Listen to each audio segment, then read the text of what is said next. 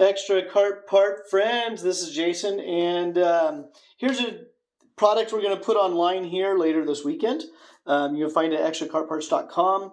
This is a Shim kit for the Birel Freeline brake systems, the floating ones. The one I'm servicing right now has 6 pins, so it has 6 pins.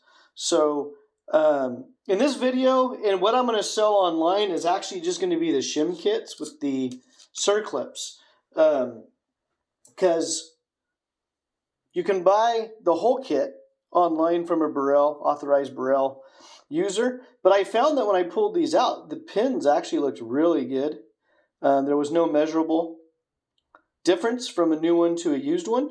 So I decided I'm going to use the used ones, and I'll put the Shim kit online as a cost-effective option for those that aren't switching out their pins and everything. But keep in mind, you do need to measure the pins to make sure they're still in good shape and they're not worn out, because you could replace all of this, and then if this is worn out, you'll still have slot between your brake rotor and the hub. So the reason I'm doing this video is there's a couple of schematics out there, and there's a couple of rebuild kits that on the schematic it showed you have the pin, you have the spring or wave washer, 2 shims, and a circlip. That's what the drawing showed online, at least all the drawings I found, in that order as well. So the order would be pin, spring washer or wave washer, 1 shim on one side, insert the pin, shim on the other side, and then the circlip. So, a couple things I found when I was doing a rebuild on this Birel art that I have at the shop is when I pulled it apart, it only had 1 of these shims. It didn't have 2. I saw the schematics, so then I was curious. It's like, oh, okay, well, I'm going to order enough to do 2 shims just in case. I'd rather have an extra part and not need it than not have the extra part and have it incorrect.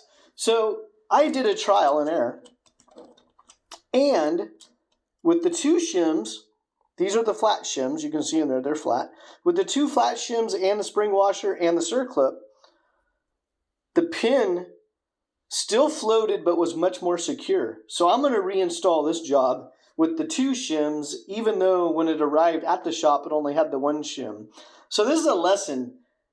These videos are really for those do-it-yourselfers out there. Don't assume whoever you pick the card up from that it was 100% correct. And always double check until you're actually sure. But I thought it was kind of odd that there was only 1 shim in there just from a mechanical standpoint. So I'm glad I did verify it. And I did verify that the pin, 2 shims, spring washer, and the circlip, they all fit pretty nicely. Now, the main reason I'm doing this video is last week, I'm not going to lie, my planning sometimes is not very good. And I was in a scramble, and I was trying to get this cart done sooner than later. And so I went to the hardware store, and I bought these circlips. So I bought these. These are the ones I ordered. These are the ones I bought at the hardware store. So very similar. In the bag, this was the original spring clip. Original. In the bag, they were very similar as far as on the ID. The OD, the original circlip, this being this one, was a little bit a larger OD. The outside diameter was a little bit larger. But inside the bag, everything looked pretty close. So I only had 1 of these. That's a new clip. Always, always, always replace your circlips. If you overflex them, they bend, they lose their spring tension. Just replace them. They're cheap enough. So, original. Fit nice and good. Aftermarket. I placed, well, I'm not going to say aftermarket. This is the one I got at the local hardware store. Again, it looked very, very, very similar. And what I ran into I'm going to try to replicate this. I probably should do this on the cart, but I don't have a lot of clearance and light. So you see how easy that's just sliding on and off? That's basically just the weight of my hands stretching this out. So circlip is installed. Okay, I had all the circlips installed. And what I like to do is I'll take a socket that goes over the pin and the face of the socket goes on the circlip. Hold my thumb as this is installed on the other side. Hold my thumb and just use the socket. Make sure that circlip is nice and seated in the groove. That's just my personal thing. And I noticed this had a little bit of a give, and it's like, oh, that's kind of odd. Well, then I pushed it the other direction. I pushed it this direction, and what I found was that. So I did not use a lot of force to do that. And I was not about to put a customer on the track, even though it would have passed a visual inspection and probably would have ran on the cart stand. But you start adding heat to all the braking components and everything's expanding and contracting. I really don't think they would have made more than, I don't know, 10 laps before these started falling off. And then instead of having a $20 repair, because again, $20 for the kit or whatever I'm going to sell it for, now you're replacing hubs, brakes, front end parts, because the guy's going to crash the cart. It's going to make a lot of damage. It's like, huh. So I thought I'm going to do a real quick video. And if you do not own a pair of these and you're a do-it-yourselfer in the karting world, buy a nice pair. I'm not showing you the brand of this one because this is not a nice pair.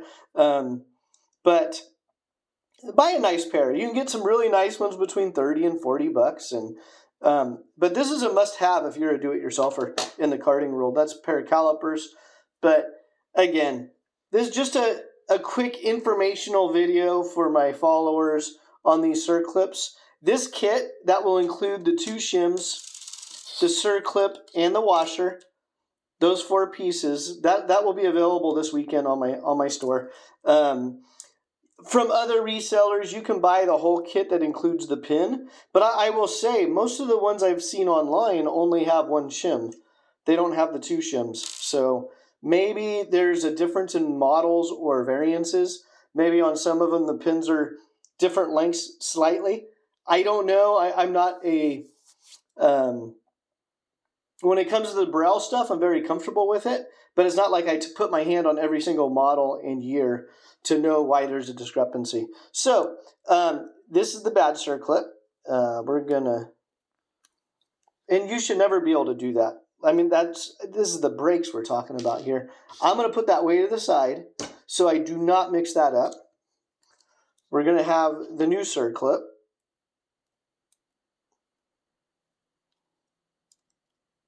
And for those of you that are, another video, if you go to NorCal Carter's a channel I was working on a while ago, if you go to NorCal Carter's, I actually have a whole circlip tool video. Some of you might point out, oh, he didn't check which edge was sharp and which edge was rounded. You know what? I'll do that video next. I'm going to do this video now, extra cart parts. I did that video previously on NorCal Carter's, but I'm going to do one right now again for extra cart parts. So... yeah, so if you find this information helpful, leave a comment, hit subscribe. My goal is to have one new how-to video that makes it easy for do-it-yourselfers to service their carts. And, the goal is just to get more people out the track, whether you want to compete at a series or just go out on a Thursday and have fun. Just the biggest thing is go to the track. All right, thanks for tuning in.